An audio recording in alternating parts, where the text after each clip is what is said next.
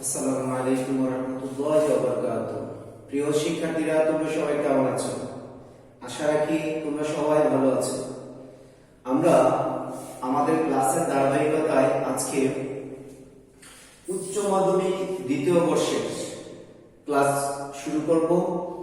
আমরা ইতিমধ্যে উচ্চ মাধ্যমিক দ্বিতীয় বর্ষের জন্য তড়িৎ রসায়নের অধ্যায়ে কয়েকটি ক্লাস নিয়েছি এবং ওই ক্লাসগুলো তোমরা অবশ্যই, আমি আশা রাখি তোমরা ভালোভাবে দেখছো এবং ভালোভাবে বইয়ের সাথে মিলিয়ে পড়ছো। যাই হোক, আমরা আজকের ক্লাসের আলোচ্য বিষয় হলো তড়িৎ রাসায়নিক কোষ লেখার নিয়ম, আরেকটা হলো প্রমাণ কোষ বিভব। কোন একটা কোষের কিভাবে আমরা বিভব নির্ণয় করবো সেটা আমরা শিখবো। ঠিক আছে, তাহলে চলো তড়িৎ রাসায়নিক কোষ যদি আমরা আঁকি, আমরা জানি দুইটা পাত্র থাকবে। এই পাত্র দুটির মধ্যে তড়িৎ বিশ্লিষ্ট পদার্থ থাকবে। তড়িৎ বিশ্লিষ্ট পদার্থ হিসেবে আমরা একটা, যেমন জিঙ্ক সালফেটের দ্রবণ, অ্যানোড পাত্রের মধ্যে জিঙ্ক সালফেটের দ্রবণ এবং ক্যাথোড পাত্রের মধ্যে কপার সালফেটের দ্রবণ দিয়ে আমরা একটা কোষ তৈরি করতে পারি।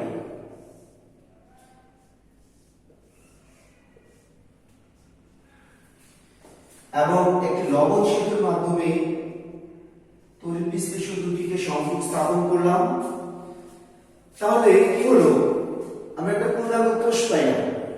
কিন্তু এই কোষটা আমরা ডায়াগ্রামের মাধ্যমে না লিখেও একটা লাইনের মাধ্যমে কোষটাকে আমরা প্রকাশ করতে পারি। ওই প্রকাশ করার সিস্টেমটা কি? আমরা সাধারণত একটা সেপারেশন বুঝি। সেপারেশন হলো, যদি কোনো ধাতব পরমাণু লিখে একটা দাগ দিয়ে যদি তার আয়ন লিখি, তাহলে আমরা বুঝি এখানে জারণ ঘটে। এখানে ধাতব পরমাণুটা সলিড আর এখানে ধাতব আয়নটা হলো জলীয় আয়ন। অর্থাৎ এটা জিঙ্ক 2+, সে তড়িৎদ্বার, এটাকে তড়িৎদ্বার প্রকাশ পায় এবং 2+ কে দ্রবণে আয়ন প্রকাশ পায়, যেটাকে আমরা তড়িৎ বিশ্লিষ্ট দ্রবণ হিসেবে নিচে লিখছি। তাহলে ধাতব পরমাণুকে তার দ্রবণের মধ্যে যদি ডুবাই, ডুবানোটাকে আমরা একটা সেপারেশন চিহ্ন দিয়ে, একটা তির্যক লাইন দিয়ে আমরা এটাকে সেপারেশন করতে পারি। এবং সেই ক্ষেত্রে যদি জিঙ্ক বা কোনো ধাতব পরমাণু সলিড লিখে সেপারেশন চিহ্ন দিয়ে যদি আয়ন লিখি, তাহলে বোঝা যাবে যে এখানে জারণ ঘটে। আবার যদি অল্টারনেট কথাটা আমরা লিখি, যেমন কপার 2+ ইকুয়াস থেকে যখন কপার সলিড হবে, তাহলে আমরা বুঝবো কপার 2+ আয়ন থেকে কপারে পরিণত হয়েছে। এই সেপারেশনটাকে আমরা বুঝবো বিজারণ ঘটছে। একটা পূর্ণাঙ্গ কোষ গঠনে দুটো অংশ থাকবে, একটা জারণের অংশ বা জারণ বিভবের অংশ, আর একটা বিজারণের অংশ অথবা বিজারণ বিভবের অংশ। অর্থাৎ একটা ইলেকট্রন ত্যাগ করবে আর ত্যাগকৃত ইলেকট্রন অন্য একটা তড়িৎদ্বারে গিয়ে ইলেকট্রন গ্রহণ হবে কোন ধাতব আয়নগুলো। সেক্ষেত্রে আমরা ধাতু সক্রিয়তা সিরিজ থেকে আমরা একটা জিনিস জেনে রাখছি, সেটা হলো যদি দুইটা ধাতব পরমাণুর মধ্যে যদি তড়িৎ রাসায়নিক সিরিজে যার অবস্থান উপরে সে অধিক সক্রিয় এবং অধিক সক্রিয় ধাতব পদার্থকে অ্যানোড হিসেবে আমরা লিখি, অ্যানোড হিসেবে ব্যবহার করি, আর তার চেয়ে কম সক্রিয় ধাতব পদার্থকে আমরা ক্যাথোড হিসেবে ব্যবহার করি। তবে অ্যানোড হিসেবে ব্যবহার করার সাথে তার জারণ বিভব কাজ করে, আর ক্যাথোড হিসেবে ব্যবহার করলে সেটা বিজারণ বিভব হিসেবে কাজ করে।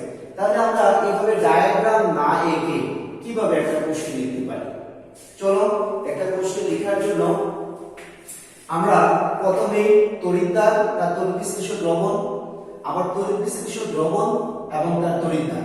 আচ্ছা, আমরা এই সেপারেশনে বাম পাশে রাখছিলাম তড়িৎ রাসায়নিক সিরিজে যার অবস্থান উপরে ছিল, ওই তাকে আমরা বামে রাখছিলাম। তো বামে যদি আমরা জিঙ্ক রাখি সলিড, জিঙ্ক 2+ ইকুয়াস, তাহলে এটা একটা অর্ধকোষ আমরা বলি। সে এখানে শুধু একটা কোষ থাকবে, অর্ধকোষ। এটাকে আমরা যদি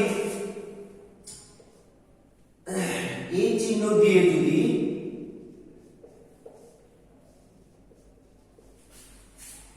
অর্থাৎ আমরা ওই ডায়াগ্রাম কোষের ডায়াগ্রামের মধ্যে যাকে অ্যানোড হিসেবে রাখছিলাম তাকে বাম পাশে তড়িৎদ্বার এবং তার দ্রবণ, ডান পাশে হলো তড়িৎদ্বার বা তড়িৎ বিশ্লেষ্য দ্রবণ এবং তার সেপারেশন করে তড়িৎদ্বার, এটা আমরা লিখব। এই ক্ষেত্রে মনে রাখতে হবে দুটি তড়িৎ বিশ্লেষ্য দ্রবণকে যদি আমরা একটি লবণ সেতু দ্বারা সংযোগ স্থাপন করি তাহলে উভয় তড়িৎ বিশ্লেষ্য দ্রবণের মাঝামাঝি এটি দুটি টান দিয়ে সেটাকে আমরা লবণ সেতুকে প্রকাশ করব।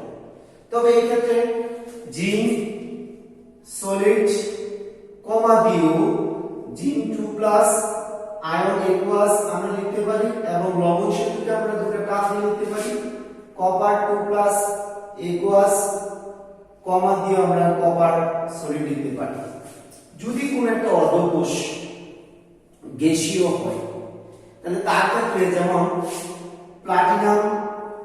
প্লাটিনাম নিষ্ক্রিয় ধাতুর একটা তড়িৎদ্বার হিসেবে ব্যবহার করি, যেমন হাইড্রোজেন গ্যাস এবং H2+ aqueous 0.1 মোলার হাইড্রোক্লোরিক অ্যাসিডের দ্রবণ।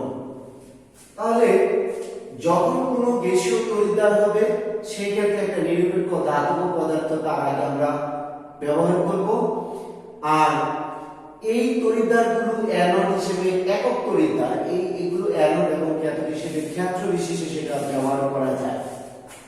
তাহলে আমরা একটা কোষ লেখার তড়িৎরাশি কোষ ডায়াগ্রাম দিয়ে লিখতে পারি অথবা আমরা এভাবে বিভিন্ন চিহ্নের মাধ্যমেও সেটাকে আমরা কোষ লিখতে পারি। তো আমাদের এই কোষগুলো লেখার পরে আমরা এই কোষের বিভব কিভাবে নির্ণয় করব? আমরা সাধারণত ডায়াগ্রাম থাকলে সহজে বুঝি অ্যানোড এবং ক্যাথোড বুঝি, তবে এই কোষটা থেকেও আমরা অ্যানোড ক্যাথোড বুঝবো। যদি তড়িৎ বিশ্লেষণ তড়িৎদ্বার এবং তড়িৎ বিশ্লেষ্য দ্রবণ থাকে বুঝবো সেটা অ্যানোড তড়িৎদ্বার, আর যদি তড়িৎ বিশ্লেষ্য দ্রবণ এবং তির্যক টান দিয়ে তড়িৎদ্বার দেখানো হয় তাহলে বুঝবো এটা আমরা ক্যাথোড তড়িৎদ্বার। তাহলে এই কোষের বিভব, প্রমাণ কোষ বিভব আমরা কিভাবে নির্ণয় করব? প্রমাণ কোষ বিভব নির্ণয় করার জন্য ইনর সেল ই আমরা ডান বিজারণ লিখব, একটা কোষের ডানে বিজারণ ঘটে প্লাস ই বাম জারণ লিখব। তাহলে একটা কোষের বাম পাশ এবং ডান পাশ আছে, আমরা বাম পাশে জানি সবসময় বিজারণ জারণ ঘটে আর ডান পাশে বিজারণ ঘটে। তাহলে এই জারণ এবং বিজারণকে যদি আমরা একসাথে তাদের এই বিভবের মানটা আমাদের জানা থাকে তাহলে সহজে আমরা এই মানটা বসিয়ে এই কোষের বিভব নির্ণয় করতে পারি। যেমন আমরা জানি E0 E জিঙ্ক 2+ জিঙ্ক, এটার মান হলো -0.76 ভোল্ট, আর কপার 2+ থেকে কপার সেটার মান হলো আমাদের +0.34 ভোল্ট। তাহলে আমরা দুটো মান যেহেতু জানি তাহলে এই কোষের বিভব আমরা বের করতে পারবো। দেখো একটা জিনিস খেয়াল করো, আমরা সাধারণত এখানে বিজারণ লিখছি দুটোটা মানে বিজারণ, এখানে জারণ লিখছি, তাহলে জারণ কার হচ্ছে সেই মানটা কি সেটা আমাদের এখানে জারণ বিভবের মান জানা নেই। তাহলে মনে রাখতে হবে জারণ বিভবের মান এবং বিজারণ বিভবের মান প্রত্যেকটা ধাতব পদার্থেরই সমান কিন্তু বিপরীত চিহ্ন যুক্ত, অর্থাৎ ই অক্সিডেশন সমান সমান হলো ই মাইনাস ই রিডাকশন।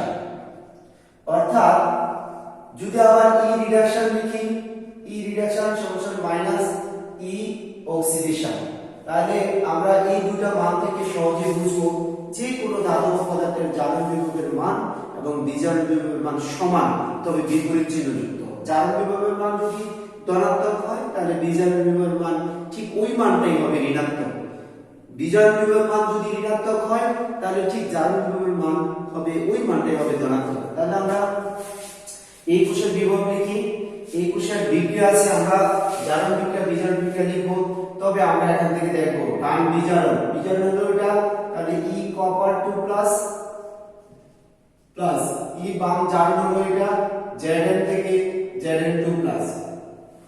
দেখো কপার 2 প্লাস থেকে কপারের বিজোড় বিয়োগ মান আমরা জানি, সুতরাং এটার মান আমরা বসাই দেব 0.34 ভোল্ট প্লাস এটার মান হলো -0.73, তবে বিজোড় বিয়োগ মান তাহলে যার বিয়োগ মান হবে +0.76, তাহলে প্লাস 1.10 ভোল্ট। তার মানে এই কোষের বিভব হলো প্লাস 1.10 ভোল্ট।